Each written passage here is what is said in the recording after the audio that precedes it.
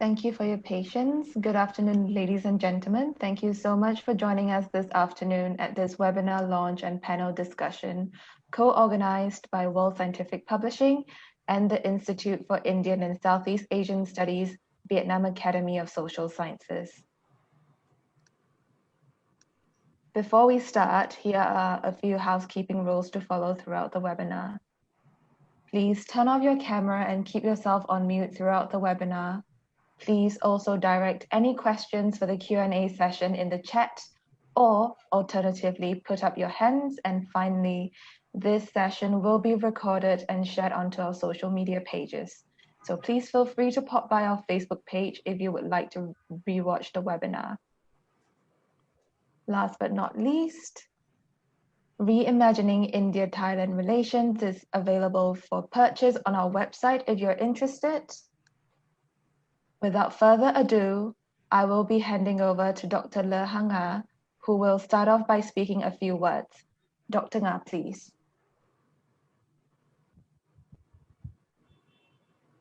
Thank you, Ms. Jenna. Yes. Can you hear me, please? Yes, yes. Good afternoon, everybody, dear participants. First of all, I would like to extend my warmest greeting from the Institute for Indian and Southwest Asian Studies, Vietnam Academy of Social Sciences, Hanoi, to all the participants from India, Singapore, Vietnam, and Thailand. Thank you very much for sparing your time to join us today. We are very delighted to collaborate with the World Scientific Publisher in Singapore in organizing this webinar book launch titled Reimagining India-Thailand Relations, a multilateral and bilateral perspective, and a panel discussion on US-China depth of engagement, implications for ASEAN and India. As the title of the book suggests, this book brings into focus India's relations with Thailand in particular and ASEAN in general. It is composed of 3 sections. The first includes chapters on India, ASEAN, and India-Thailand cultural connect through historical times, and an understanding of the colonial influence in Southeast Asia and Thailand provides the basics of understanding of the contemporary aspect of Thailand's foreign relations. And the second chapter focuses on ASEAN's centrality and the multilateral architecture to situate India-ASEAN relations. The section includes chapters on Thailand as well as chapters on India's relations with Thailand in terms of the economic, cultural, and strategic linkages, as well as India and Thailand in sub-regional groupings. This is the most comprehensive book on India-Thailand relations that I have come to know, covering a wide range of political, economic, strategic, and cultural aspects of the relationship, and situating it in a larger multilateral context of ASEAN and the new Indo-Pacific strategic construct. As pointed out by Professor Sudeep Chirativat, Executive Director of the ASEAN Centers in Chulalongkorn University in Thailand. As India, Thailand, and ASEAN are moving through future changes and challenges, these volumes provides an in-depth and timely analysis and background from historical, cultural, people-to-people contact down to present-day context of their geo-economic and geopolitical relationship. Scholars have acknowledged that this excellent, innovative, brilliant 9-chapter book help widen our perspective on India, Thailand, and ASEAN relations. You know, I was so much happy seeing the flyer of this book for the first time. I was speaking to myself, oh, this is exactly what I am looking for. You may ask me why I'm so much interested in a book on India-Thailand relations and not India-Vietnam relations. My area of specialization is India-Vietnam. Over the years, I have been observing Vietnam-India relations and see that our relations is very good in terms of political and diplomatic ties, but our economic engagement is not up to the expectation from both sides. So I try to understand what are the reasons, what are the barriers of Vietnam-India economic engagement. So when I visited Thailand a few years ago, I saw strong Indian imprint in Thailand, and I came to know that Thailand trade ties have been quite active and effective. So then I asked myself, why both Vietnam and Thailand are close to each other. Both belong to ASEAN and Southeast Asia, but Thailand have done much better in terms of economic engagement with India. And I think Vietnam should learn from Thailand's experience in engaging with India. So we don't have to look very far. We can just look to Thailand to see how our neighbor has done to promote its economic engagement with India. So then I was looking for a book on India-Thailand relation to improve my understanding. And this book came to me at the right moment when I needed it most. So I must thank the author very much, author Dr. Rina Marwa. So this book is important, not only for India, Thailand, and ASEAN, it is also important for Vietnam. And I think it is important for all and everyone in this interconnected world. And that is the reason why I readily agreed when there is an initiative to co-host this webinar book launch. So today I am very honored to introduce to you the participant of very eminent speaker at this book launch. So I must express my sincere thanks to our eminent speaker, and please give me a few minutes to introduce our eminent speaker today. First of all, I would like to introduce Ambassador Sudeep Devra. So could you point to the guest picture? Yes, Ambassador Sudeep Devra, former Secretary, Ministry of External Affairs, Government of India, and Director General of Indian Council of World Affairs. Ambassador Sudeep is a career diplomat who served in the Indian Foreign Services from 1964 to 2001. He worked in several Indian missions, including Moscow, Washington, Sikkim, Geneva, and Myanmar. As Secretary in Ministry of External Affairs of India from 1991 to 2001, he was closely associated with the evolution and implementation of Look East policy, and he also holds a number of other prestigious positions after retirement, including Director General of ICWA, I has mentioned, and also the Chairman of the Research Advisory Board of RIS, the Research and Information System of Developing Country belonging to the Indian Ministry of External Affairs. And he also published a book on India and Southeast Asia towards security convergence, and which was published in Singapore and was translated into Vietnamese. And he also co-edited several other books. So thank you, Ambassador Sudeep Devra, for joining us today. And next, I would like to introduce Ambassador Dr. Ton Sing Tang. Dr. Ton Sing Tang, you can see it from the picture. Ambassador Ton Sing Tang is the former ambassador to India, Nepal, Bhutan, and Sri Lanka. He is now the senior lecturer of the Vietnam Academy of Diplomacy. Ambassador Ton Sing Tang completed his PhD in international relations from Jawaharlal Nehru University. He did his master in international political economy from Canada and Moscow. And during his diplomatic career, he held different positions, such as Director General, Western Border Department, National Border Committee of the Ministry of Foreign Affairs, Vietnam, Deputy Director General, Department of Southeast Asia, Ministry of Foreign Affairs, Vietnam. He also published a book about ASEAN, from ASEAN to East Asia Summit, Dynamics of New Regionalism, and wrote many research articles in academic journals.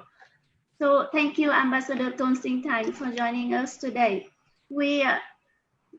Today we are supposed to have our Professor Do Thu Ha, a well-known Indologist in Vietnam, but she has some technical problem at her end that she has not yet joined us. I hope she will join us very soon.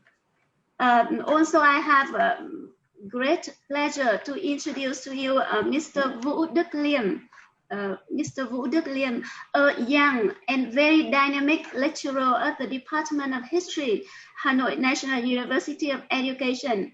Mr. Vũ Đức Liêm did his graduation from Hanoi National University of Education, Chulalongkorn University in Thailand, received a graduate fellowship at the National University of Singapore, and he is also doing PhD at Hamburg University in Germany. So thank you, Vũ Đức Liêm, for joining us today. And last but not the least, I am very delighted to introduce to you our Associate Professor, Dr. Rina Marwa. I hope I pronounced your name correctly. The author of the launching today. Dr. Rina Marwa was an ICSSR Senior Fellow, Ministry of Human Resource Development, Government of India, affiliated with the Center for Study of Developing Society from June 2017 to May 2019, during which her study was on reimagining India-Thailand relations. She is a permanent faculty member of the Jesus and Mary College, Delhi University, India, as associate professor, and has been teaching Indian economy, international business, and politics of globalization. She is the recipient of several prestigious fellowships, including the McNamara Fellowship of the World Bank from 1999 to 2000 and the Asia Fellowship of the Asia Scholarship Foundation, during which she undertook research in Thailand and Nepal from 2002 to 2003. She is also a senior fellow of the Institute of National Security Studies in Sri Lanka. Among her research interests are international relations issues of China, Philippines, Thailand, and India, and development issues of gender, globalization, and poverty in South and Southeast Asia. In addition to several chapters and articles published in book and journal, she is author, co-author, and co-editor of 13 books and monograph.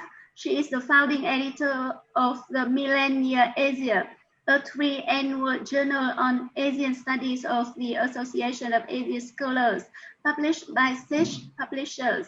And her most recent book, titled Reimagining India-Thailand Relations, a multilateral and bilateral perspective, published by World Scientific Singapore in March 2020. You know, this beautiful book is a result of a long process of hard work. Doing research is not simply staying at one place, reading and writing down what we have had. It also involves a process of exploration, of much thought and deliberation. So it is even more challenging for women to follow research work. But Dr. Rina has done a wonderful job in balancing between work and life, and have provided us with valuable research results. And I'm really inspired by you, Dr. Rina. And may I now invite our much awaited author, Dr. Rina Marwa, to share with us her thought and experience in writing the book. Dr. Rina, please, you have the floor. Thank you very much, Dr. Naha. Thank you very much for that very kind introduction. Good afternoon. My sincere thanks to each one for joining us today for the book launch and panel discussion. I take this opportunity to express my sincere gratitude to Eugenia from World Scientific Publishers and to Vietnam Academy of Social Sciences for organizing this in a very short time. Dr. Nah, of course, a dear friend, she deserves my special thanks for her enthusiasm in connecting with our esteemed panelists. I'm very grateful to Ambassador Than, Ambassador Devre, my dear co-Asia fellow, Professor Do Thu Ha, and Mr. Wu for kindly joining us today. It's truly appropriate that Vietnam, as chair of ASEAN, is hosting this first launch of the book, which actually came out just when the pandemic, was sort of, the crisis had actually been recognized by the WHO as a crisis. The seeds of writing this book were sown actually way back in 2002, when I stayed in Thailand as an Asia Fellow for 6 months, and I was under the Asian Scholarship Foundation. That was when I began to understand how Indianization had been adopted and adapted to in distinct ways in this part of the world. I was constantly interacting with scholars from this part of the world under the guidance of none other than Professor Wong Gang-woo, who was our chairman at that time. I was also very fortunate to have been the discussant for papers which were written as a result of the fellows' research who lived in different countries. And this further helped me to grasp the nuances of Asian stories. And we were almost 300 of us by 2010. And there were diverse, interesting, interrelated questions that were addressed by the scholars, including intra and inter-country relations, issues of empowerment, equity, equality of opportunity. Hence, my interest in watchful gaze continued to be centered on this part of the world. And through other short-term fellowships, I was very fortunate to be able to collaborate with Thai and Chinese scholars. And there are other edited books as a result of that work and chapters in books as well. So my travel to Asian countries increased both due to choice and opportunity. I was also fortunate to receive 2 Tata Trust fellowships in 2014-15, as a result of which, again, I could stay in Thailand and Philippines and write papers on the relations with India. So this helped to further sharpen my understanding that Asian countries offer a plethora of possibilities for research, which are multi-layered, full of contradictions, but surprises too.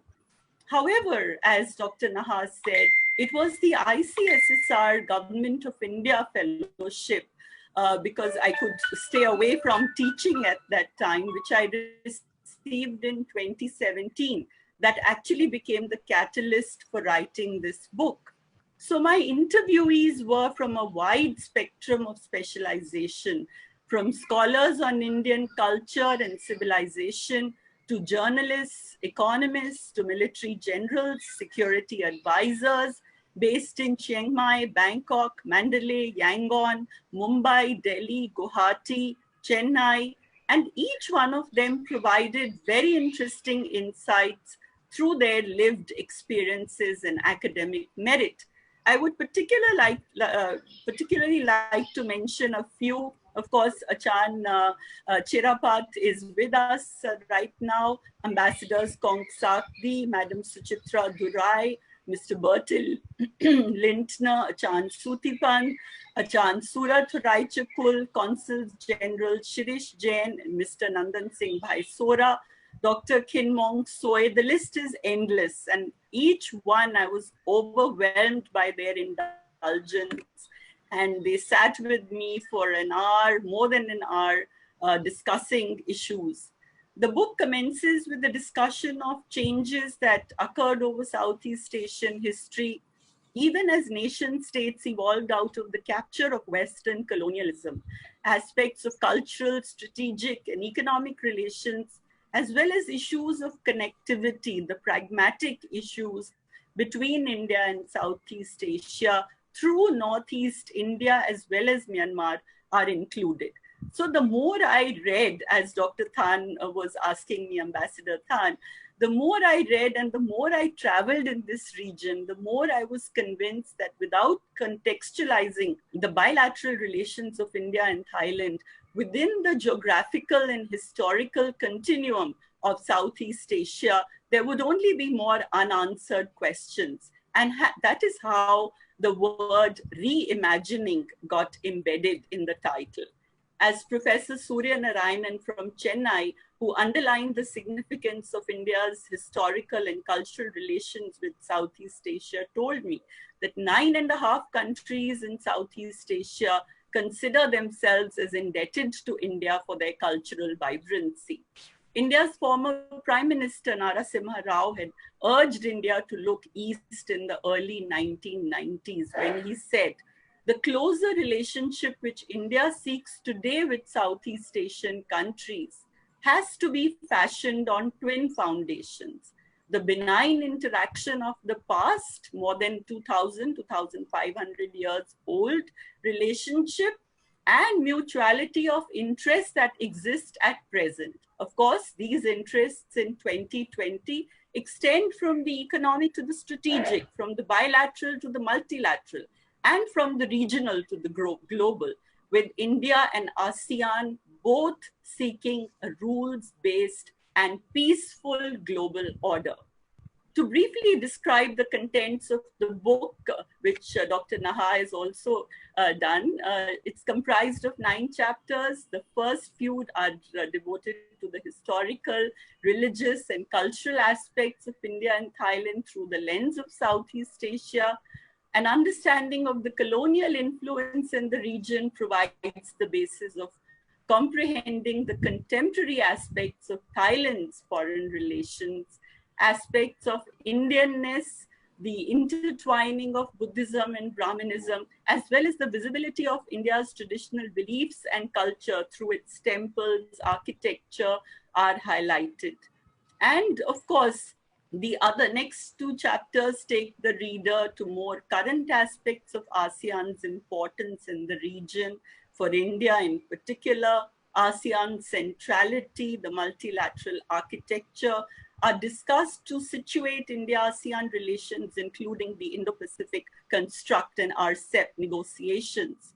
Chapter 6 provides details of India's Northeast region, its economic potential, as well as India's relations with Myanmar, which is truly the land bridge to Thailand and beyond.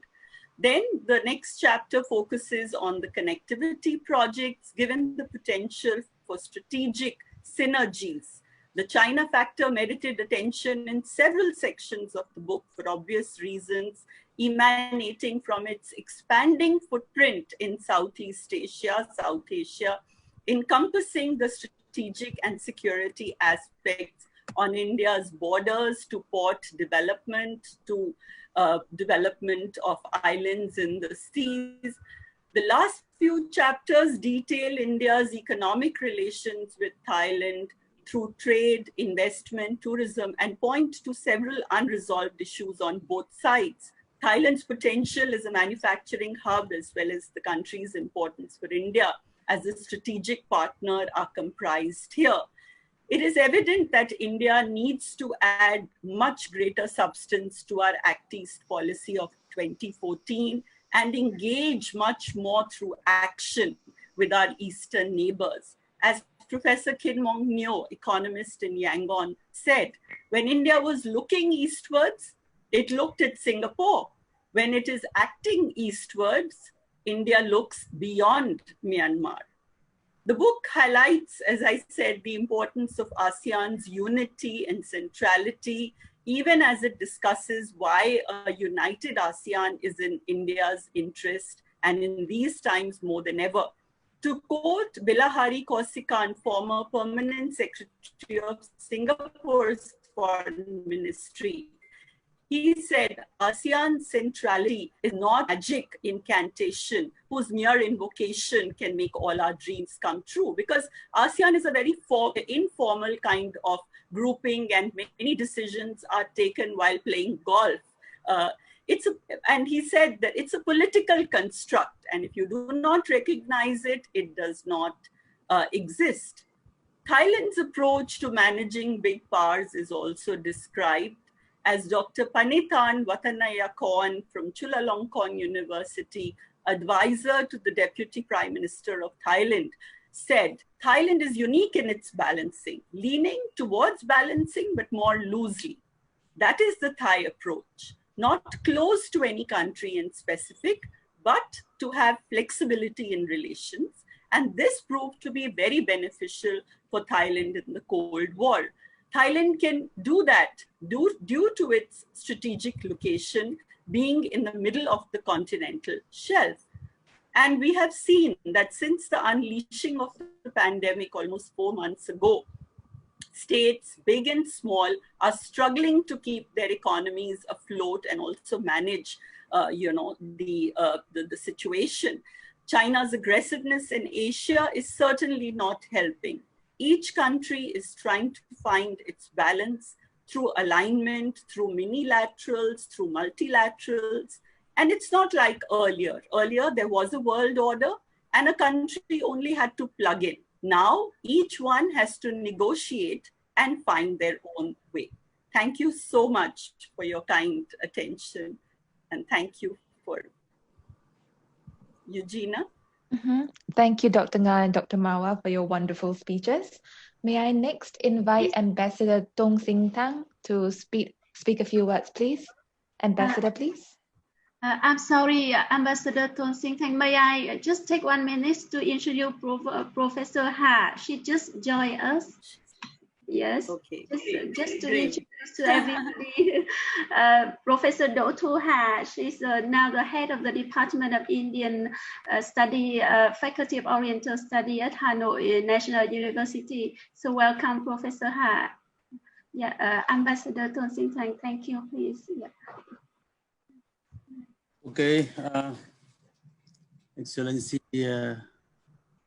Sudeep and Rina Mawa and distinguished speakers and friends, I found this book of Rina Mawa is very interesting and is unique in many ways. It's unique because it does not only look at the bilateral relation between India and Thailand, but look at the whole picture. Mawa put the bilateral relation in the framework of India and ASEAN relation. So I think this is a very correct method of looking at the relation of one member of ASEAN now, because ASEAN now play a very important role in the whole region, not a whole region, but in each country in Southeast Asia also. So if you look at the bilateral relation of India with one country in Southeast Asia, you cannot ignore the whole picture of the region. And in the book, Mawa also look at very deeply at ASEAN, especially the role of centrality of ASEAN in the whole Southeast Asia-Pacific region. And now we call it Indo-Pacific region. And she also looked at the ASEAN-India relation in different areas, including history, cultural relations, and also strategic relations and economic relations. So it covers a lot of things, If you want to understand, the link, historical links between India and the whole Southeast Asian region, you can, if you read the book, you can know it. And but Mawa also see the limitation of the relation between India and Southeast Asia, though it has a lot of potential, especially in terms of economic cooperation. There's a lot of potential, but if you look at for example, the volume of trade and investment is still not very much in comparison with the trade volume of ASEAN or India with with other countries, with the third parties. Yeah. And the book is unique also because it look at India and Thailand relation, which is, I think, this relationship is unique itself, because Thailand has a very different, position from other ASEAN members. Thailand has very share the same ocean with India in the Bay of Bengal. So Thailand has close to two oceans, right? Southeast South China Sea and Indian Ocean. So this make India and Thailand, share the same strategic vision also. And Thailand also has the very close connectivity, land connectivity with India. Besides Myanmar, I think Thailand is close to India in terms of land connectivities. Yeah. So it's quite different from other ASEAN countries. If you look at the Philippines, the Philippines doesn't have such, favorable condition for relation with India like Thailand. Vietnam also, even less conditions. And in reality, we can see, in fact, India and Thailand has even more cooperation mechanisms than other ASEAN countries. Thailand and India has, besides ASEAN India relation and India mechanism. Yeah, Thailand also have FTA, future agreement with India. That's what Vietnam doesn't have, and many other ASEAN countries that doesn't have. And Thailand has another mechanism as a BIMSTEC.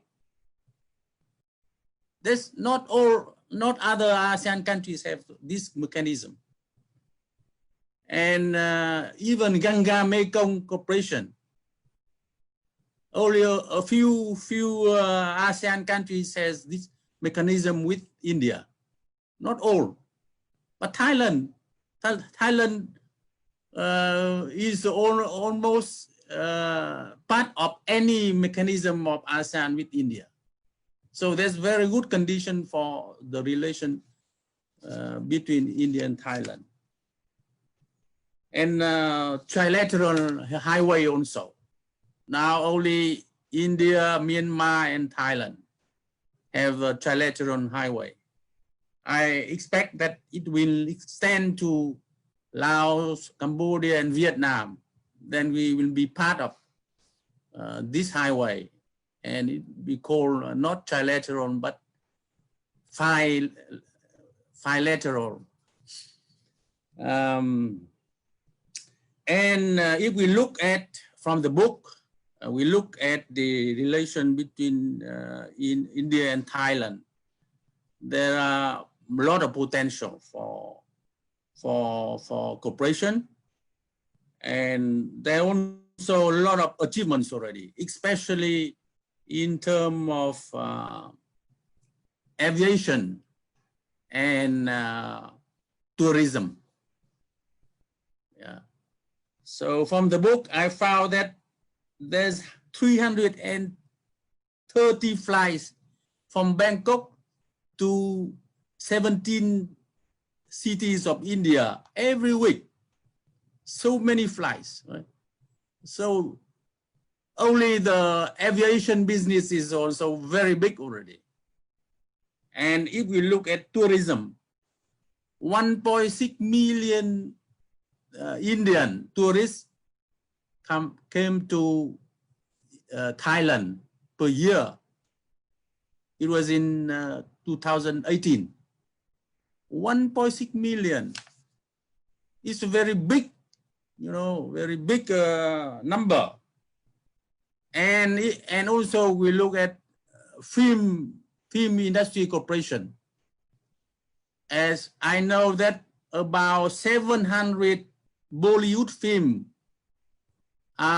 were shot in Thailand every year. So cooperation between India and Thailand has quite a lot of achievements already. But from the book, I am also surprised. The trade volume between India and Thailand remain around 10 billion. Even though you already have a future agreement between the two countries. So it's quite a small number. If we compare the trade between Thailand and China or India with other countries.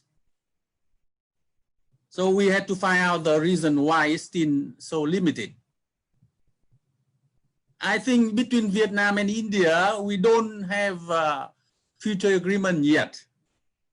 But we already have past 10 billion US dollars. So what is the reason here? I haven't found the answer here. So if we know the reason, then you can know how to solve the problem, right? Yeah. So, and also if we look at investment, it's still Indian investment in Thailand is also still very limited. In 2018, it was only 13.5 million US dollars, 1 year. But from China, from other countries, 1 billion to Thailand. So what is the reason? We had to find out. But I think this also the limitation of the economic relation between India and other Southeast Asian countries, including Vietnam. It looked like there's something that hinder our potentials. Yeah. So I think the book is a very interesting, very unique, and we can learn a lot from it about the bilateral relation between Thailand and India, and also about India and ASEAN group. So anyway, congratulations, Mahua, for the book. Thank you very much for your very kind words. Yes. Thank you, Ambassador Tong. Next, I would like to invite Ambassador Sudeep to speak a few words. Ambassador Devery, please.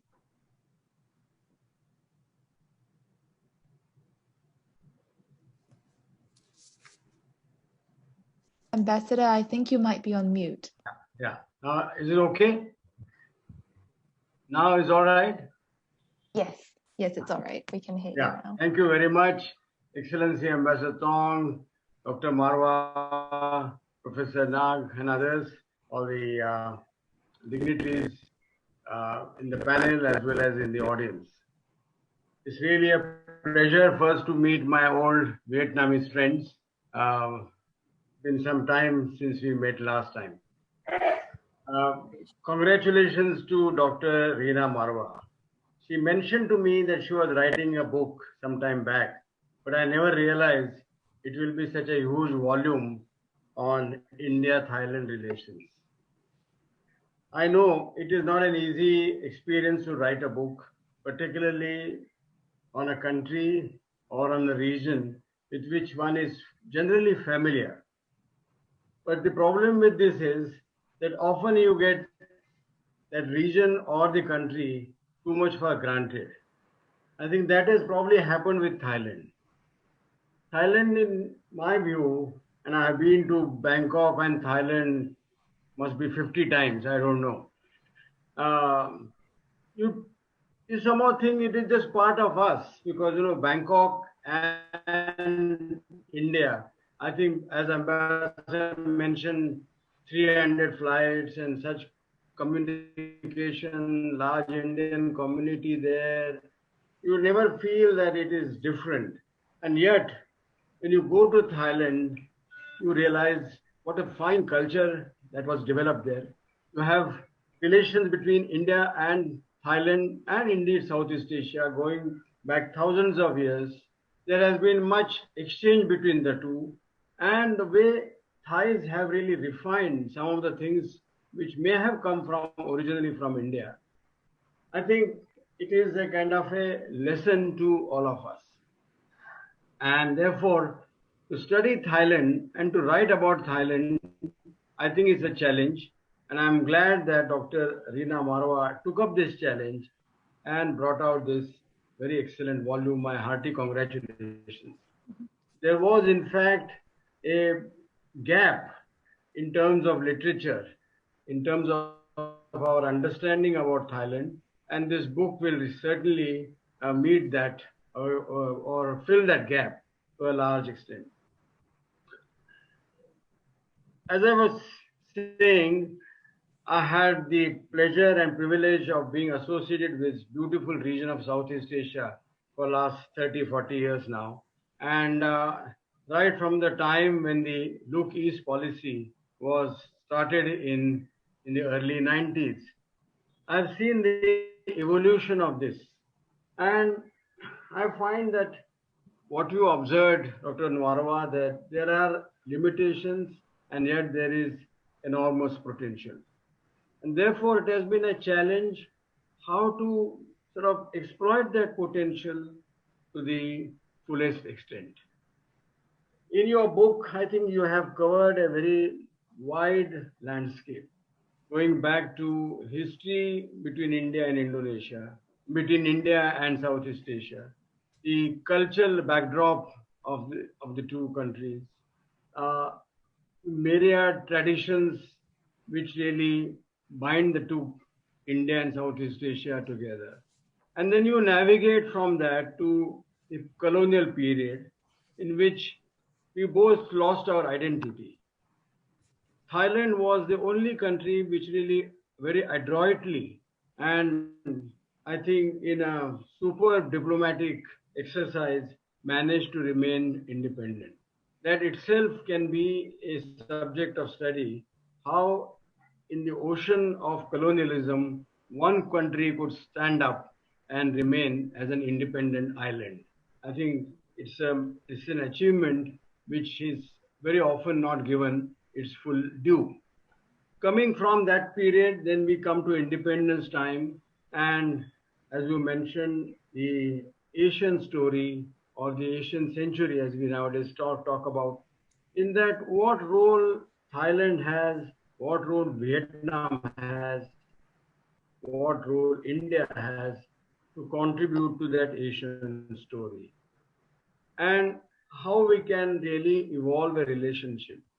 Dr. Tong very rightly mentioned that Thailand has several unique features, and as regards India, I think Thailand and India share really a great deal in common. Of course, members of us, India and ASEAN, BIMSTEC, land connectivity, maritime connectivity, and so on. And the bonds are so close and can easily be forged. I can give you one example of from my personal experience. When we talk of this Mekong-Ganga cooperation, this whole concept was finalized, you will not believe, in a meeting of half an hour or little more between Foreign Minister Surin Pitsuwan, the then Foreign Minister of India, Mr. Jaswant Singh, and myself in Delhi in the year 2000.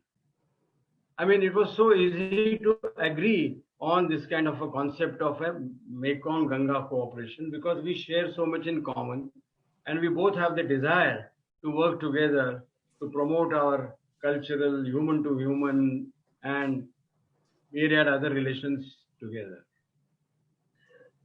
Today, I think much water has flown down the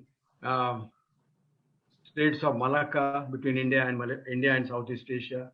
We have today a fast growing, burgeoning relationship. It was so satisfying to see that all the 10 heads of state of ASEAN, heads of state or government of ASEAN came to Delhi in 2018 on the occasion of the anniversary of between India and ASEAN.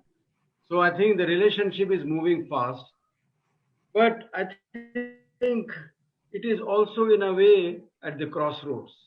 ASEAN itself is going through a crisis on regionalism.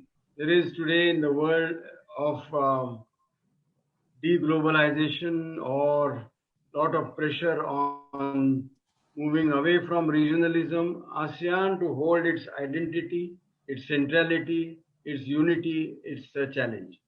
India fully supports it, but there are forces and pressures within Southeast Asia or in the Indo-Pacific which are working against this kind of unified approach between India and Southeast Asia, ASEAN. So how we work together, I think is something which we really have to study. And your book can therefore be a very useful guide to see what are the lessons from history, what are the present challenges, and what is the way forward that India and ASEAN can work together. And in this, Thailand is a kind of a heart of ASEAN. So what Thailand really can sort of, show to the world, to show to the ASEAN, and how India and Thailand can, in this maze of situation of today, work together, I think it will be very important. Finally, I would just only like to say that ASEAN really evolves or brings out something which is unique. The way they have fought COVID-19, I think is an example to the whole world. Because as we see, the incidence of corona in Southeast Asia is by far the least. The number of fatalities is also very low. And the way they handle it, I think is something of an example for all of us to really emulate. Thank you very much for inviting me. And I would like to once again convey my felicitations to you on this very important contribution that you have made to the literature on India and Southeast Asia. Thank you. Thank you, Ambassador Devray. May I next invite Prof. Dosu Ha to speak a few words, please? Prof. Ha, please.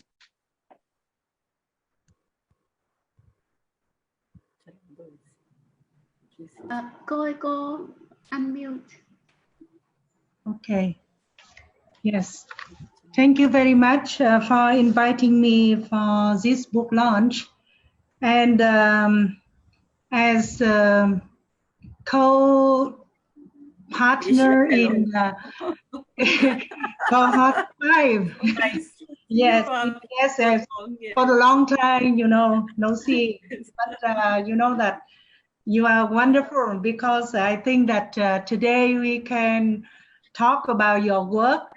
And then the congratulations to Rina Power on your great work. I think that the book is a lifelong achievement. And you are really, an expert right now about what you are writing.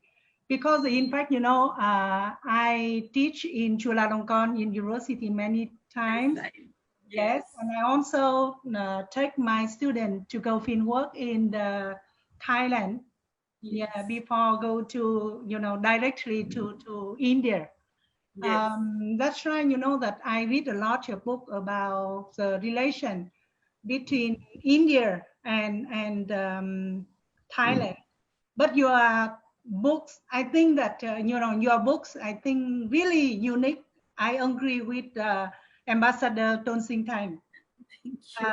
And I think that the book is have a great significance. Why I talk like that, and especially because right now I think that it's very timely when we talk about something like that, because the time right now, it means that we have to work together and find out what we can do with our potential and turn it into, reality. Right now is not just only good words, I think like that.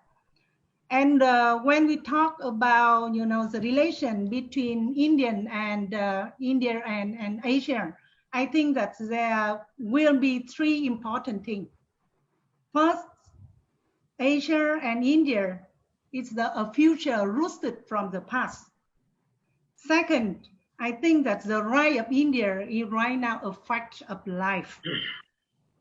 Very different from, the previous time, I'm sure. Because when you become strong, your voice is different. And people have to listen to you. I always think about India as like an elephant. You walk very slowly, but when you run, the world will shake. That's right, I think that right now is a time for India. I'm happy because my major is in Indology. And that's right, we have been supportive India global inspiration and its relationship with ASEAN, and we'll continue to do so.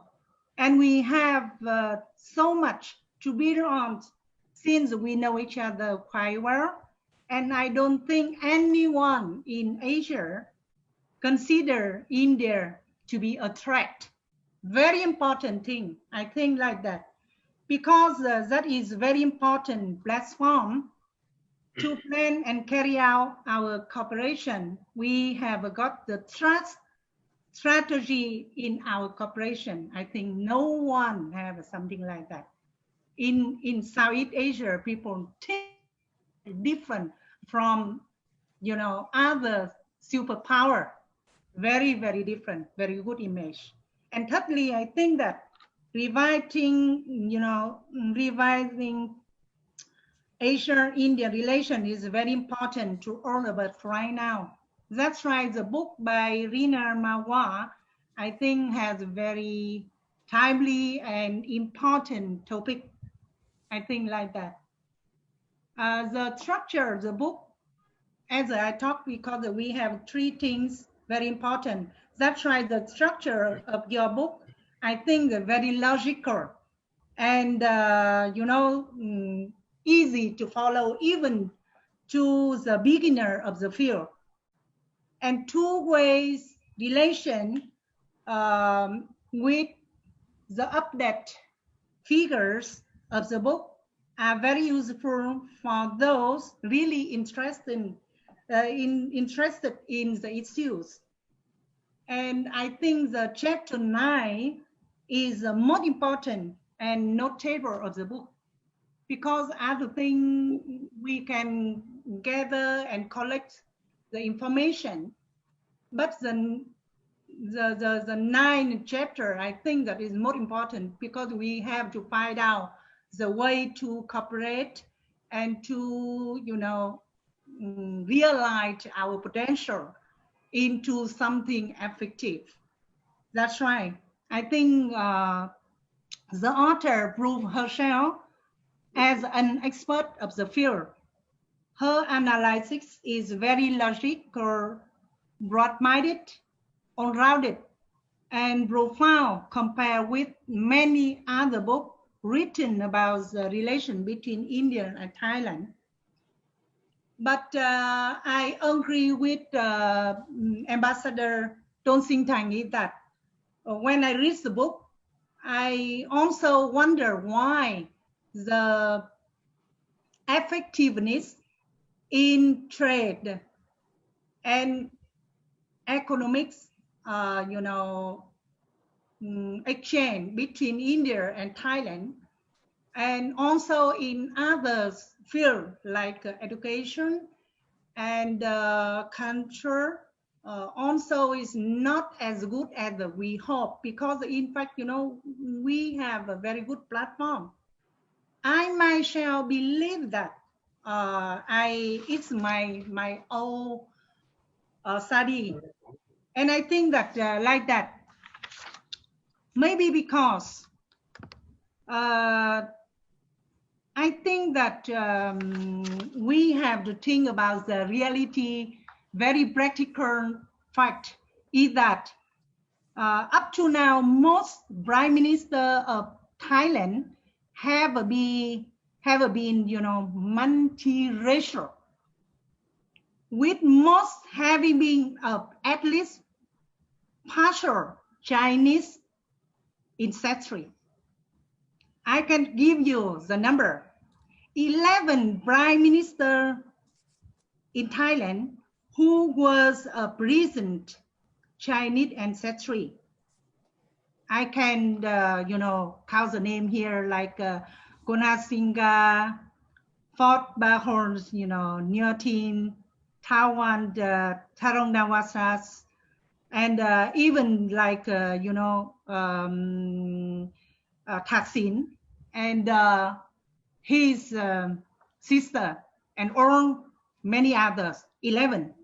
In addition, yes, there was 9 other prime minister who have more distant Chinese ancestry also. And about 8 prime minister have like recent Chinese ancestry. That's why I think that with such a background, the relation between Thailand and China is more favorable compared with India, I'm sure. It's because I am a scientist. Frankly, I say like that. That's why I think that, you know, India have to find the way out to promote the relation with Thailand. You have to find out something you can get together and can do together, something like that. Because I think compared with the relation between Thailand and China and Thailand and India, it's very different about, you know, the volume and the, you know, tendency and the willingness and something like that. It's my own you know, opinion about that. So once more again, I think that I congratulations on Rina Mawar on her great books, and thank you very much for inviting me to this book launch. Thank you. Thank you. Thank you, Prof. Ha. Finally, I would like to invite Mr. Vuduk Liam to speak a few words. Mr. Liam, please.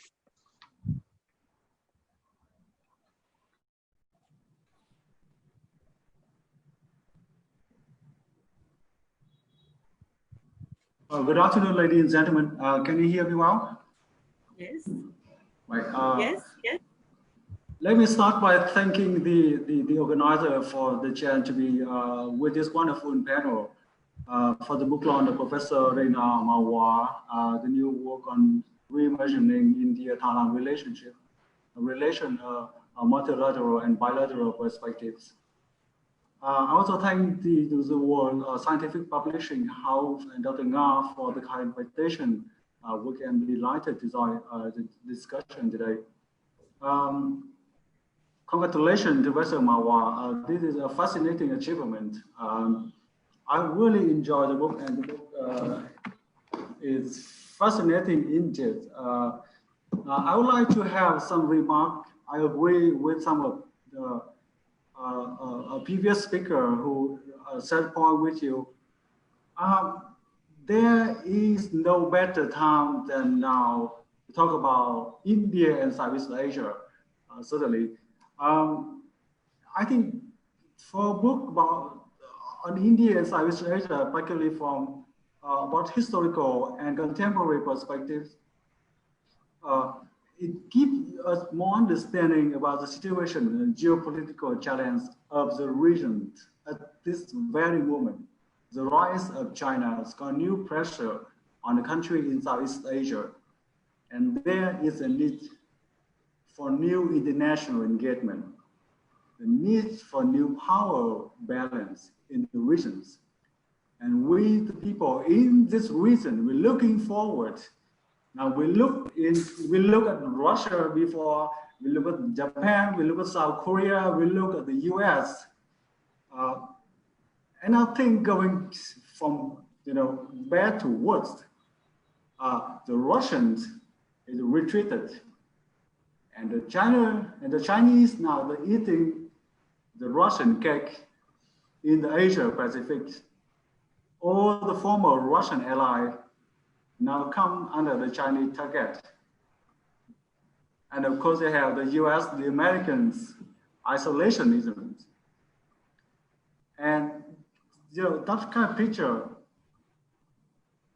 give it a chance to think about what is going on in the region in terms of geopolitics, in terms of the balance of international power, how the people and country in the region, the ASEAN countries, can deal with the shifting political landscape. And that's why we're looking forward in India. Because at this moment, India, frankly speaking, is the only hope. It's the only hope as kind of counterbalance, the new measure to counterbalance with the rise of China. That's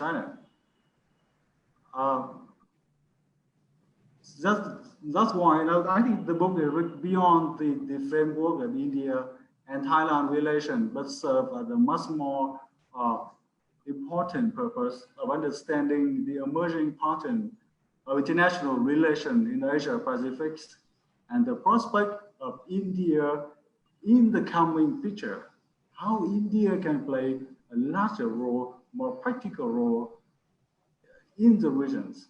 And I think the author have demonstrated vividly and compellingly the India-Thailand relations as a case study, for the country in the region, to look at the case study to see what kind of advantage, disadvantage, what kind of obstacle of the engagement of India with the country in the region. And therefore, I like to stress on the very timely discussion. I agree with Professor Ha. This is a really very timely discussion on the role of India in international relations in Southeast Asia. Now, as a historian by training, I am greatly interested in the historical treatment of the author. Because, this is the book that exactly I'm looking for a long time, because you have a huge body of scholarship who look at India, Southeast Asia, cultural and historical relationship from a thousand of years before. You have Indianization, you have Champa, you have Angkor, you have Java and Borobudur and Mazapait and so on and so forth. But the interesting thing about this book is the much connections between the historical and cultural legacies and connecting with what is going on and how the cultural repertoire, the cultural affiliation of Southeast Asia with India can play a role in facilitating, in fostering, in preparing the ground for India to engage with Southeast Asia. And I think this is one of the more interesting thing about the approach. You bring the cultural legacy, you bring cultural heritage, you bring the cultural and historical connections of India with South Asia in the past, and draw the connection, draw the trajectory from there. The third thing I like to talk about is the Chinese Conundrum. Now, the Chinese Conundrum is the elephant in the room. Everybody talking about it, and it was there.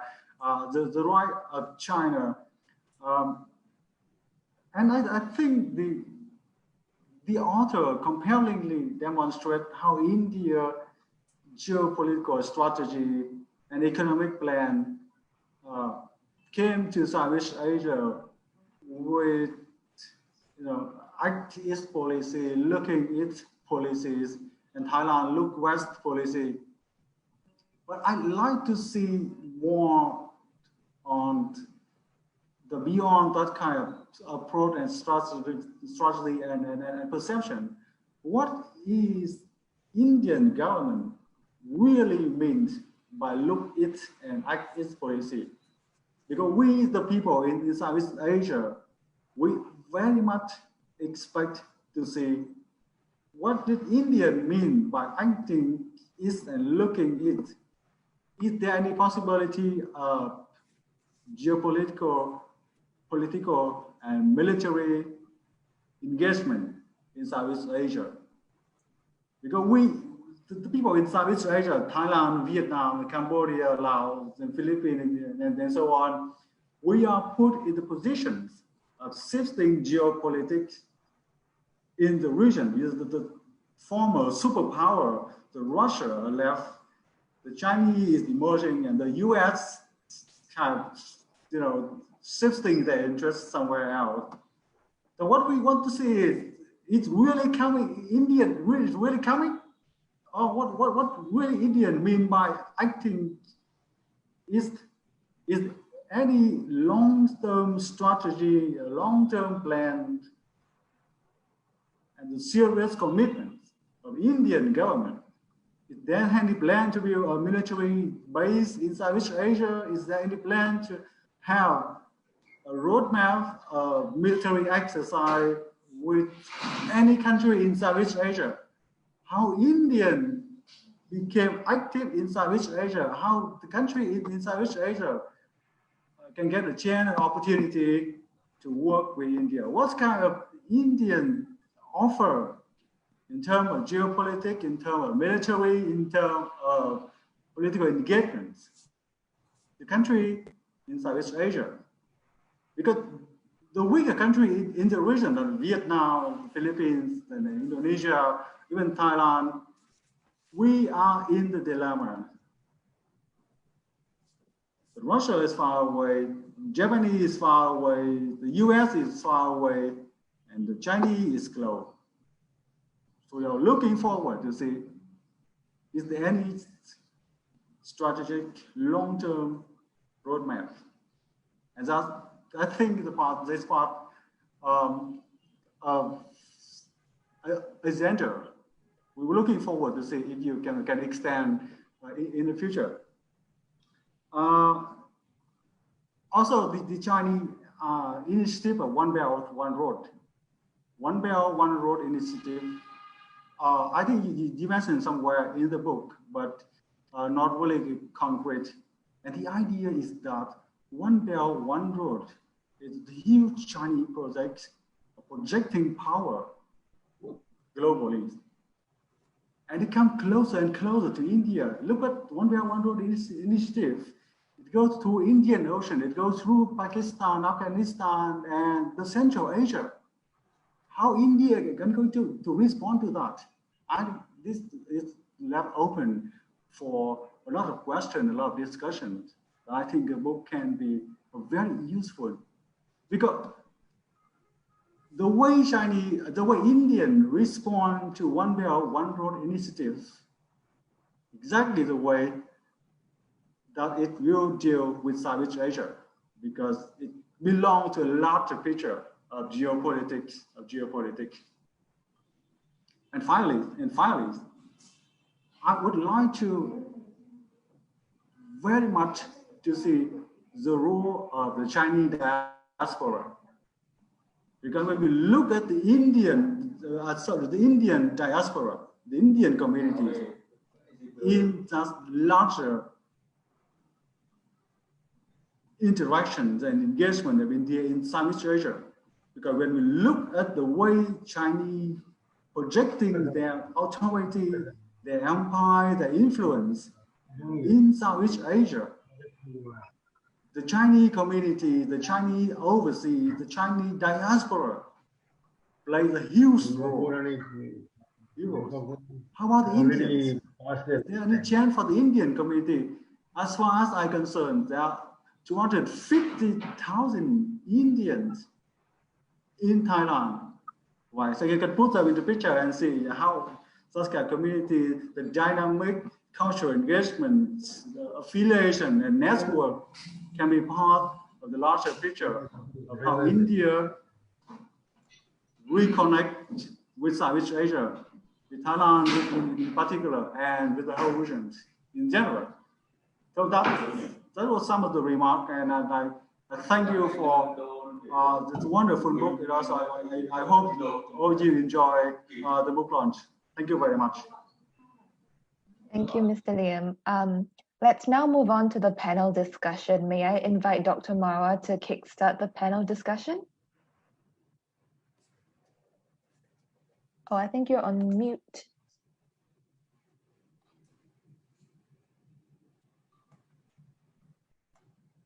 All right, so we'll just start the panel discussion now. Actually, the title that we gave for this was US-China Death of Engagement and its impact on ASEAN. And this particular term, the death of engagement, was used by Professor Orville Schell. And in fact, to just bring into context our panel discussion, given China's aggressive posturing and the faltering global order, I would just like to quote from another interview of Professor Chulachip Chinwano from Thammasat University, and talking of China's influence, just as Mr. Wu also just said, each country still has some pockets of tension, but those should be managed. We know the problem, but we have to engage in economic and other matters. We have to make the Chinese realize that they have to give and take, because if they cannot handle their neighbors, they cannot handle the world. Moreover, we hope that China learns that a rule-based order is important. And a more sharp version of this was given very recently by Shekhar Gupta, an Indian journalist. He said that the rise of China is an inevitability, but Chinese Premier Xi Jinping doesn't particularly care about the consequences of this rise, because if it destabilizes the world, then it is the problem of the world. And if it destabilizes Asia, then it's Asia's problem. So in that sense, given that ASEAN works on two key principles, non-interference in another country's issues and consensus on security issues, we have seen very recently that, now Vietnam is the chair of ASEAN, and they have given a very clear stand on the South China Sea issue. Not only have they welcomed India in RCEP, not only have they spoken about aid to the Rohingyas, but they also have made it clear to China that they are going to take a united stand on the South China Sea. So my first question is to Ambassador Devre. Given that China-US relations are nose-diving and there is almost a death of engagement and people are talking of Cold War, emerging, how best can ASEAN continue to balance its strategic relations with all the big powers, including Japan, Australia, and India? Ambassador Devre, may I request you to respond very briefly, 2 minutes, because then we'll have questions from the audience also. Yes. Well, both ASEAN and US or ASEAN and China have considerable interest in stability and security of this Indo-Pacific. So while the situation between the US and China is deteriorating very fast, I think there will be continuous effort on both sides to maintain that stability. The structure of the international order, which existed in this region all these years, namely rule-based order, will not be easily let go. Although today there is very strong pressure from Chinese to eliminate that. I think that is not acceptable to anybody. Indeed, as you say, we are on the cusp of another Cold War, which nobody wants, particularly Southeast Asia doesn't want, even the US doesn't want. The Chinese have their own, I think, arbitrary, perhaps hegemonistic kind of approach to this whole thing. But I'm sure wiser councils will prevail in China. And until they do, I think we'll have to keep talking to the Chinese and telling them that this is not the right approach that they should adopt. They may have great ambition of becoming #1 in the world, but that doesn't mean that they can alienate the rest of the world. And I think military confrontation, which is currently taking place in South China Sea, as well as in Ladakh in India, I think doesn't augur well for security and peace for everybody. So I think the consequences of US-China nose-diving of relationship can be quite severe. It will have impact on a number of countries, Southeast Asia as well as India. On our part, we should try to minimize that impact, but I think we'll have to be equally prepared for that because the way things are going down the hill very fast. Thank you, sir. Ambassador Than, may I ask you the question that given this kind of scenario and given that, of course, Vietnam has managed very well and they have almost eliminated, the virus within their borders. But the world agrees that Beijing has been rather opaque in handling the epidemic, and it does underline the risks of doing business in China. And so therefore, with this disengagement between the US and China, it is being said, by a number of experts that countries like Vietnam particularly stand to benefit from this decoupling. So have you seen this movement already, or are you, hoping that there would be a lot of businesses shifting to Vietnam? And of course, maybe Thailand, Indonesia as well. What is your take on that, Ambassador Than? I think overall, in overall, it's not good for not only Vietnam but other countries in Southeast Asia and all over the world also. If China and US were involved in a very strong, fierce rivalry, or even engaged in a kind of conflict, which is, I think, may be possible.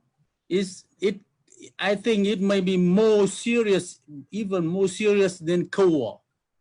In the Cold War, you look at the Cold War between the US and the Soviet Union, it is mainly on military ideology.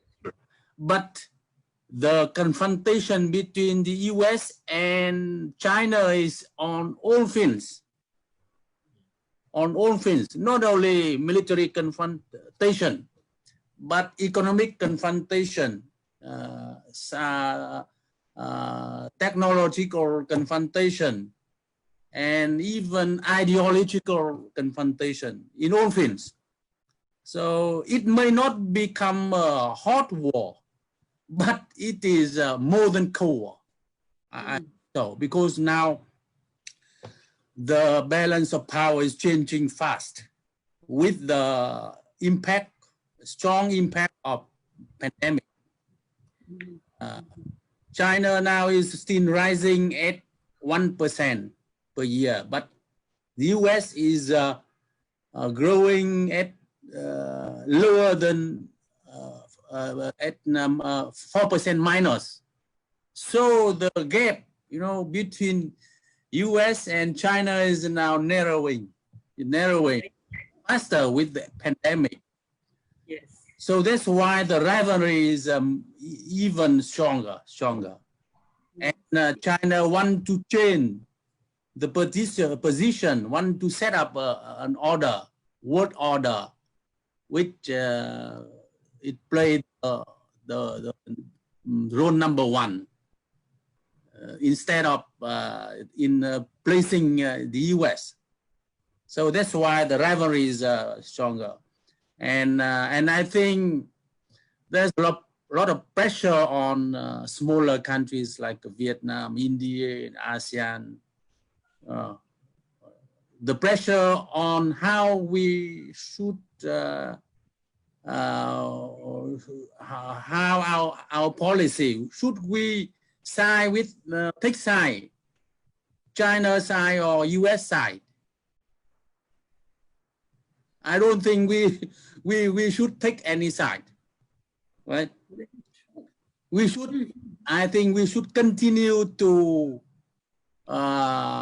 undertake the policy of balancing, right, between the two, balancing our relation with both. We can get a lot of economic benefit from China, but the world, you know, we cannot stop the aggressive Chinese aggressive activities in South China Sea without the US. So we need both. right. And now I think we can benefit in some way from the rivalry of the US and China, especially the you know, the removal of investment from China to other countries to avoid the trade war between the US and China. So I think we should be prepared. We should create favorable conditions to receive all this, you know, the removal of the investment from China. So, but what do you feel about the trust factor? I think Professor Dothuha could also come into that, because she also knows India well, Thailand, Vietnam. What do you feel about ASEAN relations with China post-pandemic? I mean, do you think that, and especially as Vietnam is chair of ASEAN? It's very difficult for Vietnam to chair ASEAN now. It's not easy at all. ASEAN now, with the pandemic, we almost talk. Yeah, we cannot do anything. Just try to keep, you know, unity. At least on South China Sea, now we have more unity than before. Yes. Yeah, so it's also quite better. People see what the China is doing now. It's stabilizing, destabilizing the situation in the region. So that's why now unity is better in ASEAN. But we still, you know, not easy to manage our ASEAN between China and the US. We still need to keep economic relation with China. We cannot, because now ASEAN has a very, very big, you know, economic trade relation with China. Yeah. So in fact, Vietnam is a is a very in a very difficult you know, position as the chair of ASEAN now. Thank you. Yes. Any other panelists, Professor Dothuha or Mr. Wu, would you like to add anything to that, or we should open up for question answers from the audience?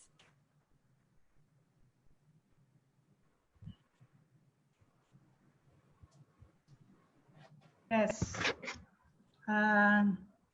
In fact, I think that, frankly, China and Southeast Asia relation right now, I think that unlikely to be significantly damaged by the pandemic. Why we talk like that? Because I think that first, Southeast Asia trade in China has been decreasing, I'm sure.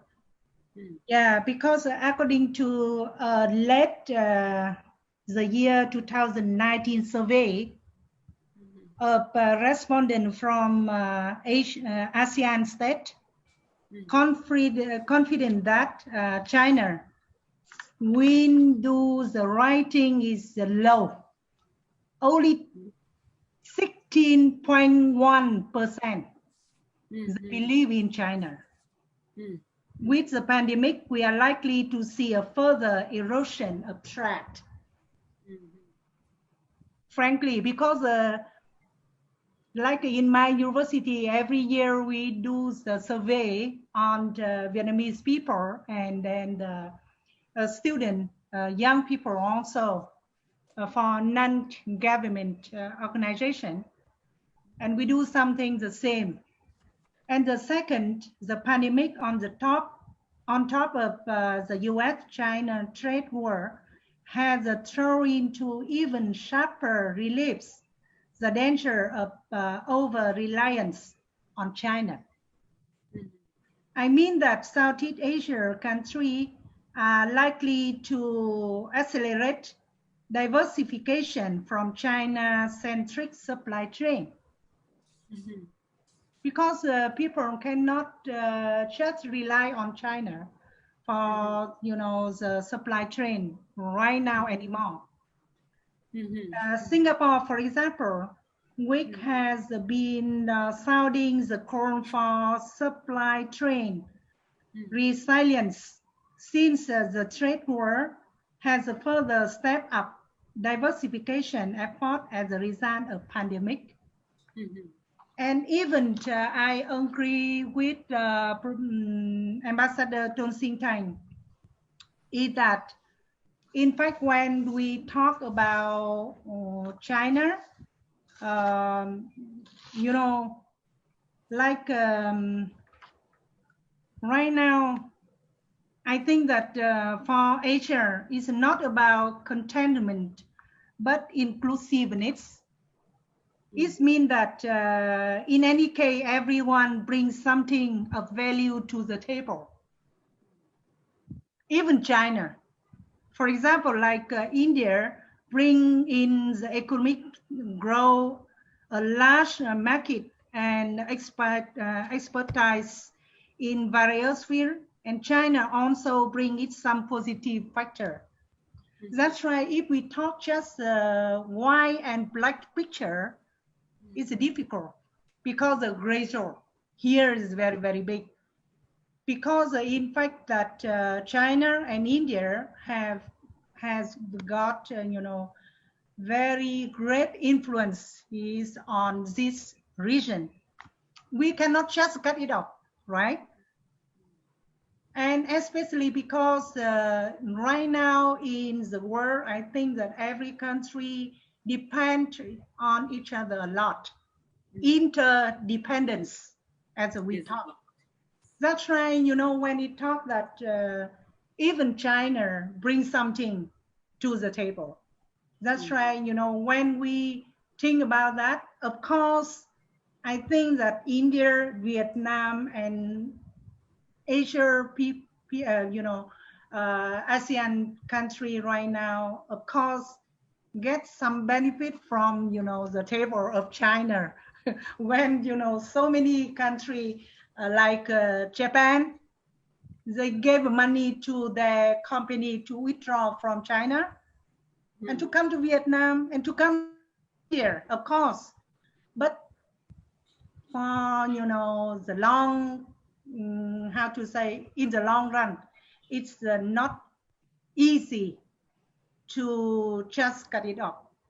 The relation and break up the relation between China and our country. We depend on something like India even.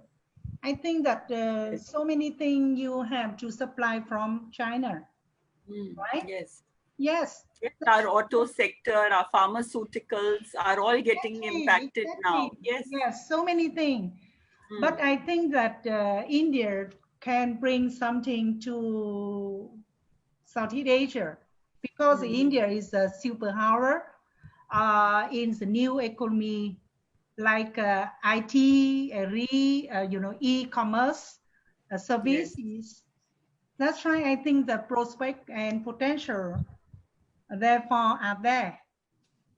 Yes, true. We can do something and we have to find out because we cannot just depend on China right now, of course. No one can, right? So we have to, as we talked before that, for example, like why don't we just sit together and negotiate or discuss what we can do for each other? Yes, it's my point of view. Thank you so much. Yeah. Should we take questions from the audience now, because we have I think taken more than 90 minutes already. Yes. Anybody in the audience? Achan Chirapat, would you like to say something? Professor Kohli, Dr. Kin Wong Soe.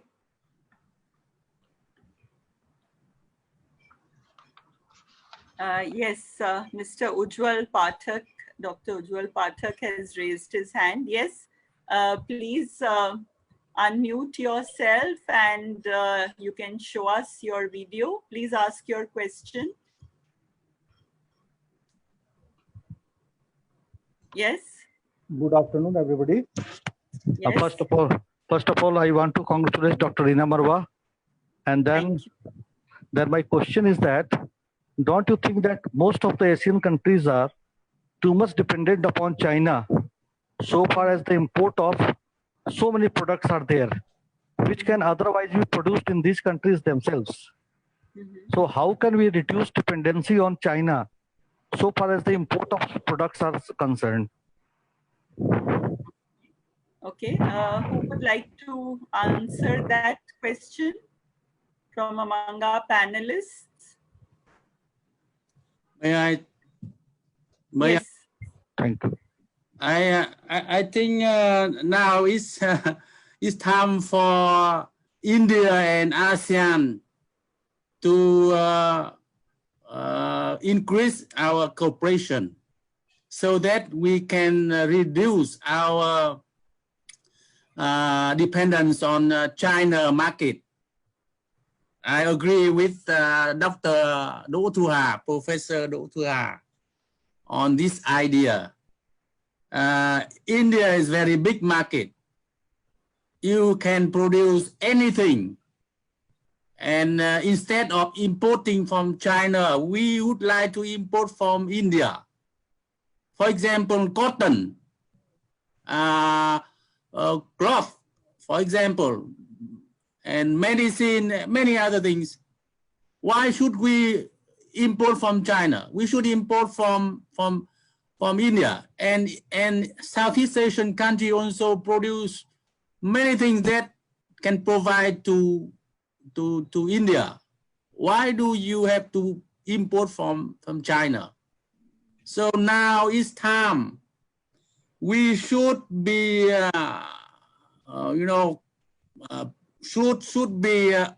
should open our market to each other with honest. I must say, India and ASEAN has already free trade agreement, but it's not effective. And now there's plan to review, to improve this. So now we should be frank. We should be open more widely to each other, so that we can even become a production chain, you know. We can fully become a production chain without China. For example, if we produce a vehicle, a car, I think if China, with India and Southeast Asia have a cooperation together, make a change, then we can produce a whole car, right? So now I think a good way for India and ASEAN now is, and to be less dependent on China, is that we should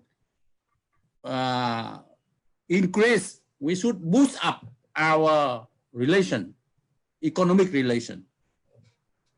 Okay. Thank you, Professor Tan. Yes, anybody else would like to ask a question? Yes, Dr. Kumar, yes, please, yeah, I'll unmute you. Please ask your question. Yes. As we see, the two superpowers of the global, US and China, came into conflict through their blame games, and later on China having conflict with India. Do you think it will affect the other countries as well in the global, as the trade is being, as India is starting to boycott the trade with China and all? Do you think the other countries will also do the same, and will it affect China, and what will the steps taken by China later on?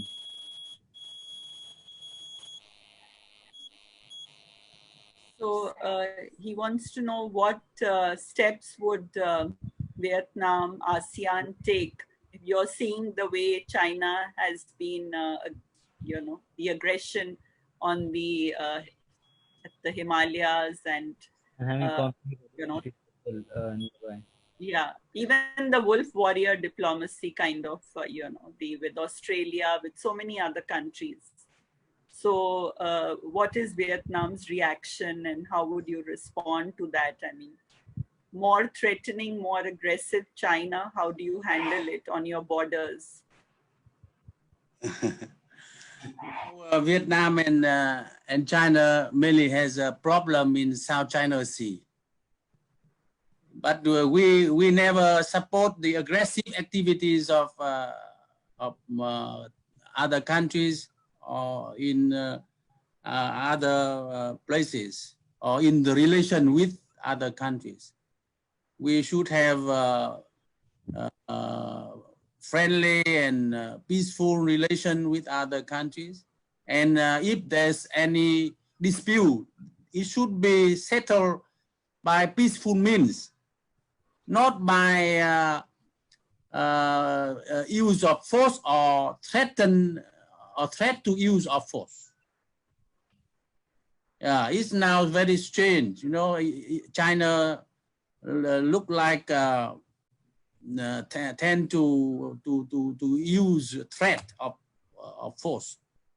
So I don't think you know, we don't directly talk about it, but we never support those you know, activities, aggressive activities. Thank you. Yes, anybody else would like to ask a question? Dr. Balbinder.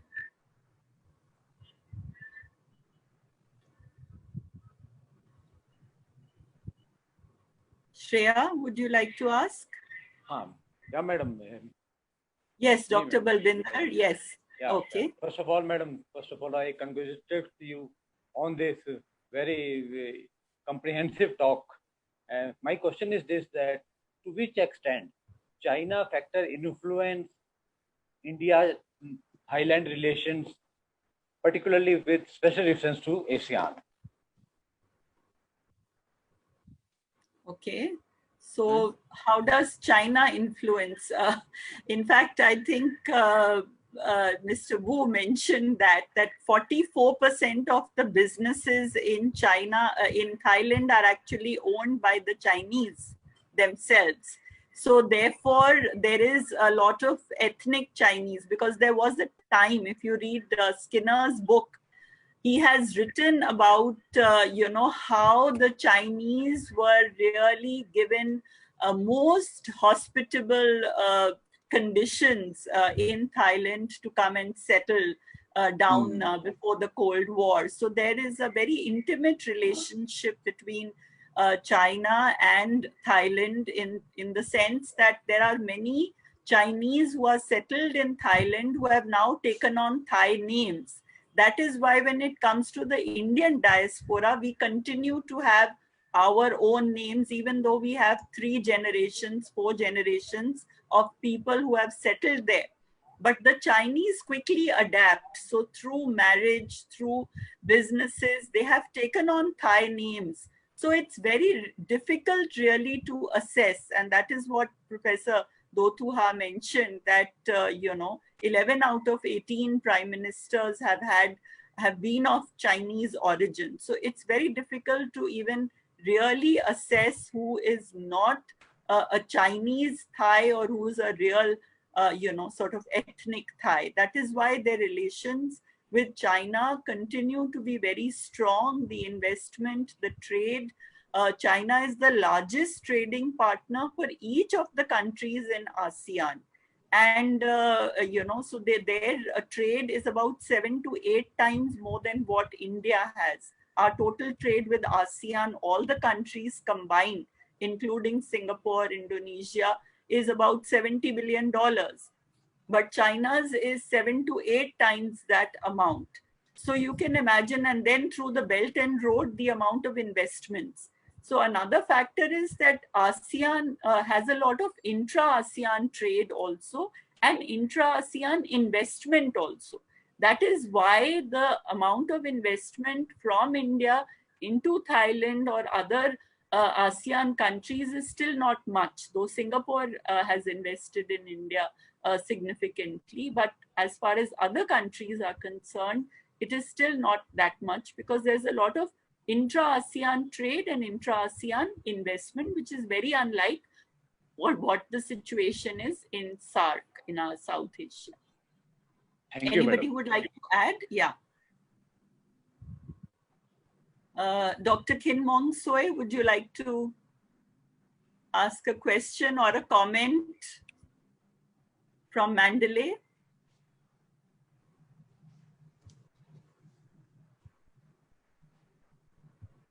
Yes. Yes, you are unmuted.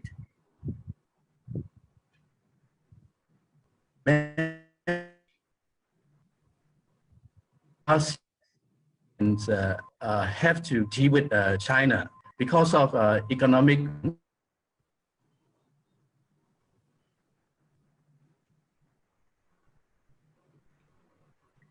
I think your voice is breaking a little bit. China has a lot of economy.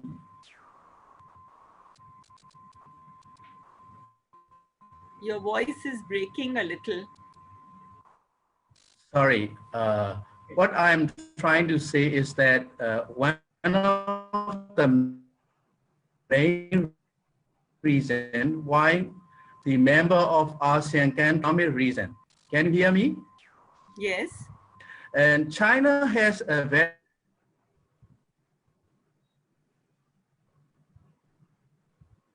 to promote for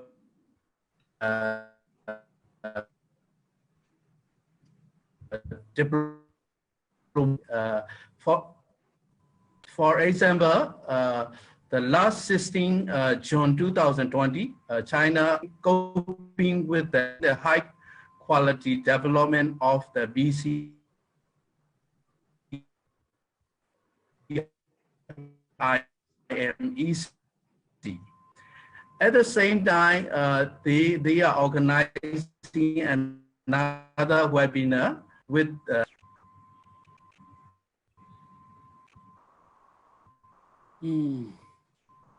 Sorry, Dr. Soy, we are not being able to hear you properly. Can you give us your question in the chat box right now? And we could ask somebody else in the meantime. Anybody else would like to ask a question?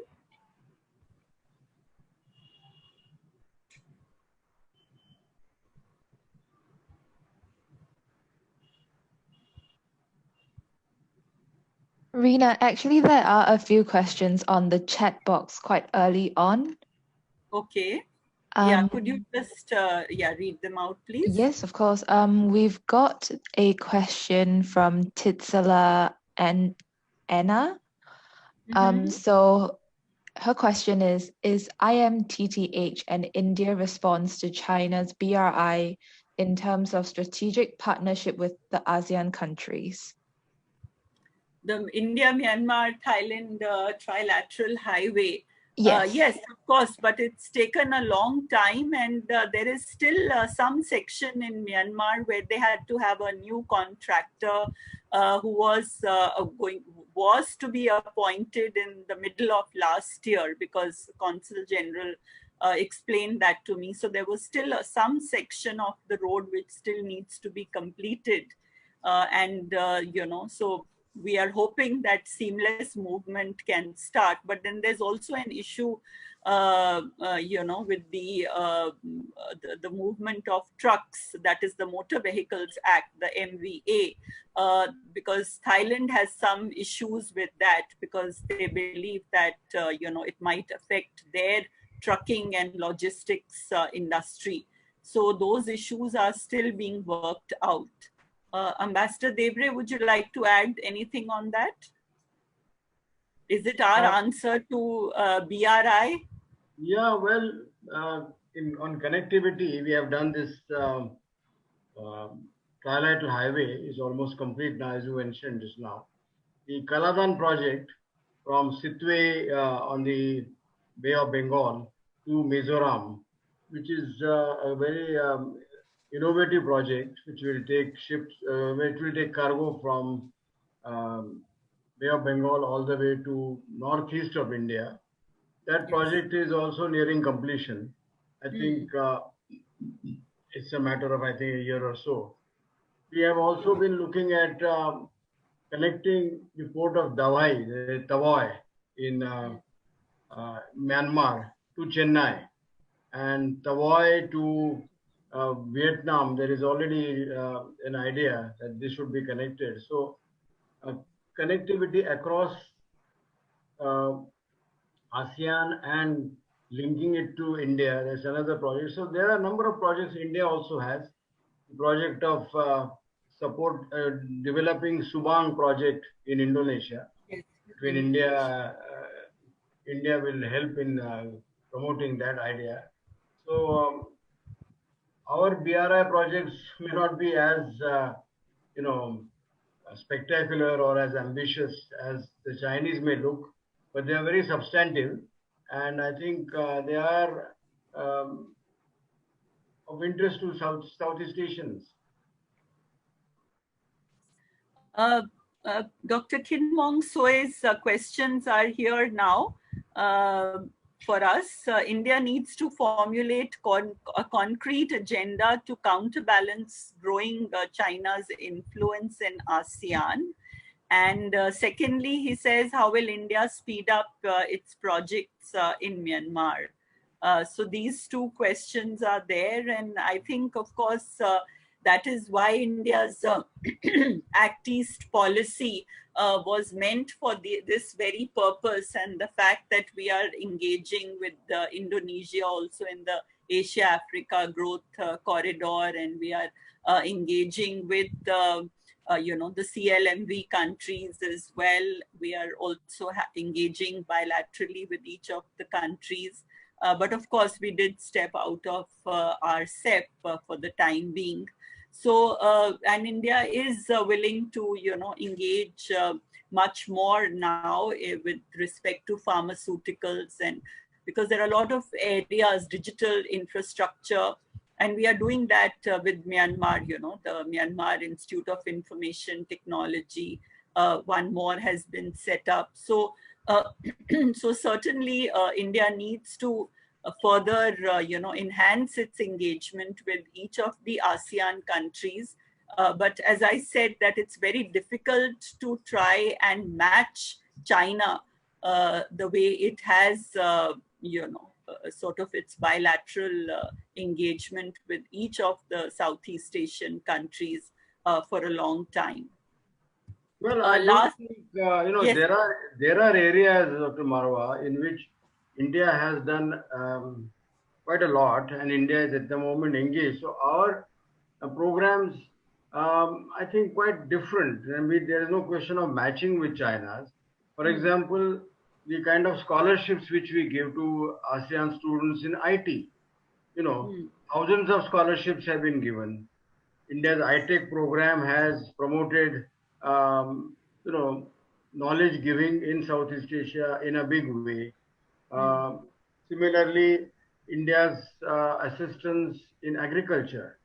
Now, some 30 years ago, India provided expertise to Vietnam in rice production, and we are so happy that our Vietnam today is one of the leading exporter of rice, similar to Laos.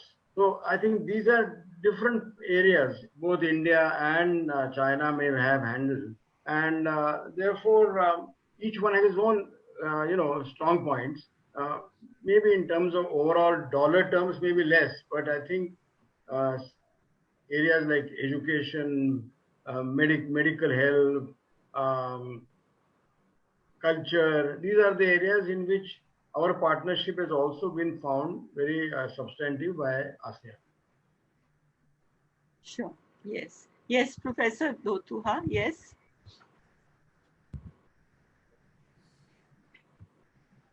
Yes, you're unmuted. I think it's better like that. I myself think that the project India and Vietnam, because my family in high ranking. That's why, you know, I found out that sometimes you have project, but you have to find out what you know, your partner need, because for example, like when India tried to open one very big amount of money for Vietnam to buy the you know, arms, weapons. Up to now, 3 days already, 3 years already, we not yet you know, bought anything. So we have to know why. Because you know, like that Vietnam is very worried about the public debt. That's why, you know, something like that is they not willing to do. Another thing like that, you want to cooperate with the textile industry, but Vietnam right now, you know, textile industry is one of the biggest, you know, exporting aspect in our economy, and very strong. Compared with Vietnam, textile industry in India don't have much to cooperate, but something like that is very good. For example, as you know that in Vietnam, every family have only 2 or 1 child, and Vietnam, you know, right now ask India to provide us with the vaccine. You know that children in our country not gold but diamond, but we relied on you in vaccination, you know. So something like that is very good. It means that if you want, you have to discuss and find out something your partner need and have exchange. It's much better that you know, plan something, but in not sweet, you know. I think like that. In Vietnam right now, for example, like they have some kind of center for English, but I don't think that not many people to come compared with like from Europe or from America. because the people, they want to have standard English or something like that to go abroad. So something, if just, you know, that some very high-ranking people imagine something, I don't think that is good thing. Yeah, you need to work with the expert, with scholar, with someone in grassroots, I think like that, to find something better to cooperate, is my point of view. Very good, correct.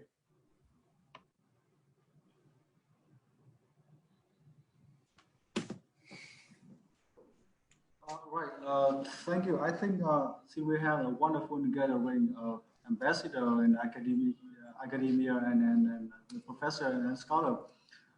My question is, what aspect of Indian soft power you guys want to present, want to be projected in Southeast Asia?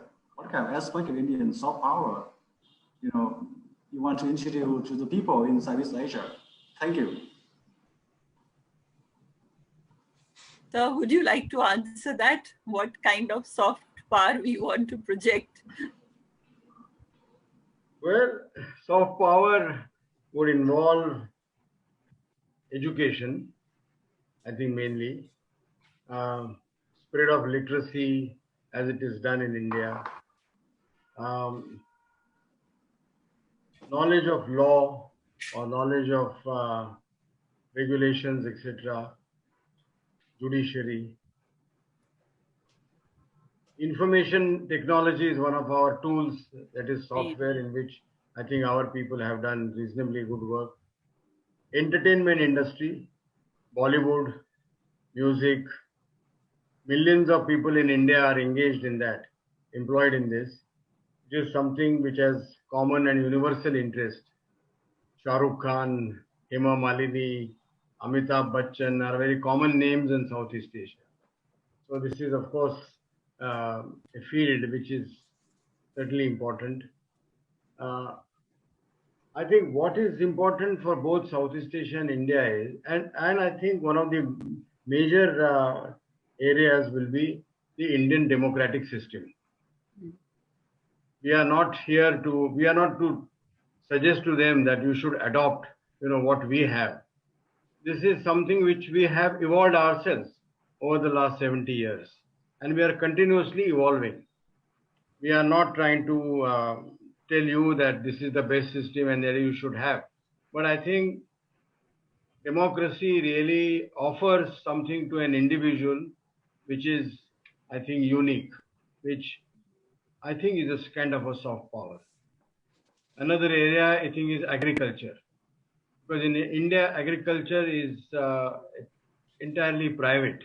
It is in private hands, and it is left to a common person how to promote his agriculture. So this is something which India can share with Southeast Asia, or learn also from Southeast Asia. It's not that only everything is what our soft power is our unique and something of a higher standard, but these are broadly the areas in which India, and then along with education goes like literature, music, I think the gender relationship. These are areas in which some areas we are ahead, some areas Southeast Asia is ahead. Aesthetics. Very, very true. I think we have gone much beyond our time, about 30 minutes. So may I request Ambassador Than and Dr. Nahar to then have the two minutes concluding remarks, please. Yeah. I think this discussion is very, very interesting, not only about the success of the book by Mina Mawa, which I recommend any researcher on relation between Thailand and India should read. and it's even for the policy makers, so they can think about how to promote further relation between India and Thailand, and India and ASEAN. So we also have a very interesting discussion on the current situation, especially the rivalry between US and China, and its impact on our policy policy of India and ASEAN. So at least we can make clear some aspect of the situation, and it's good for us for understanding, also for making some direction in the policy. So I again show my my congratulations to Rina Marwa for the book. Thank you. Yes, Dr. Naha, yeah, would you like to say something? Yes.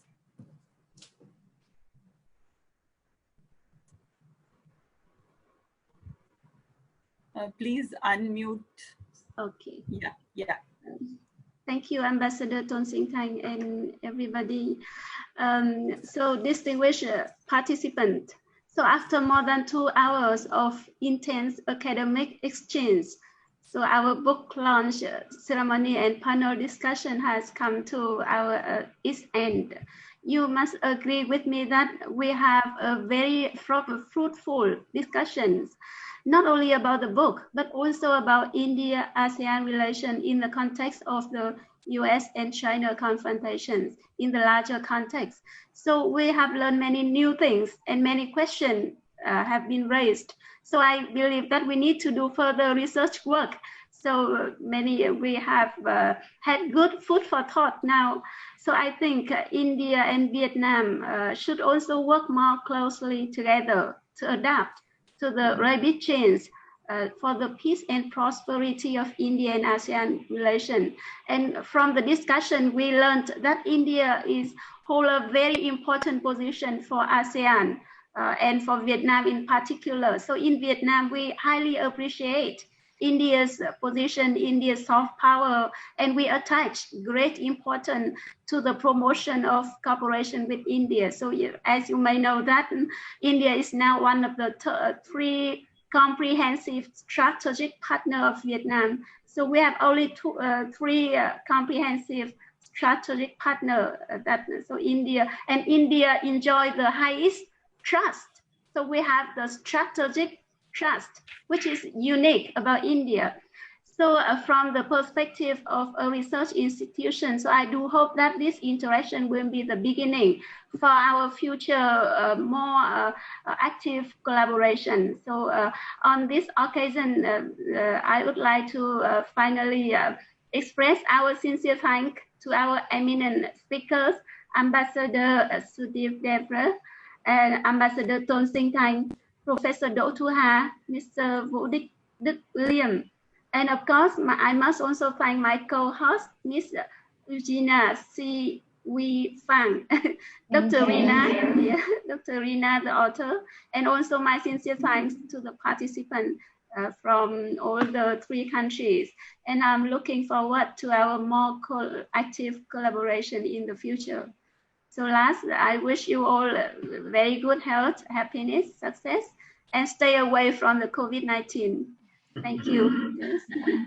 Thank you so much. It's really a pleasure to have, had this opportunity. Thank you so much, Dr. Naha. Thank you, Dr. Than. Thank you, Dr. Do Thu Ha and Liam, and of course, Ambassador Sudhir Devre, Eugenia. In fact, I'm reminded of 1978 when your former Prime Minister said that Indian-Vietnamese relationship is like a clear sky with no clouds. So more than 40 years on, also we can say that India-Vietnam relations is really like those clear blue skies. And there is so much scope, you know, for us to work together. And especially with Vietnam in the position of chair of ASEAN, and we hope that one more year Vietnam would continue with its chairmanship, given that, you know, 2020 is almost gone down history as, you know, nothing much could happen.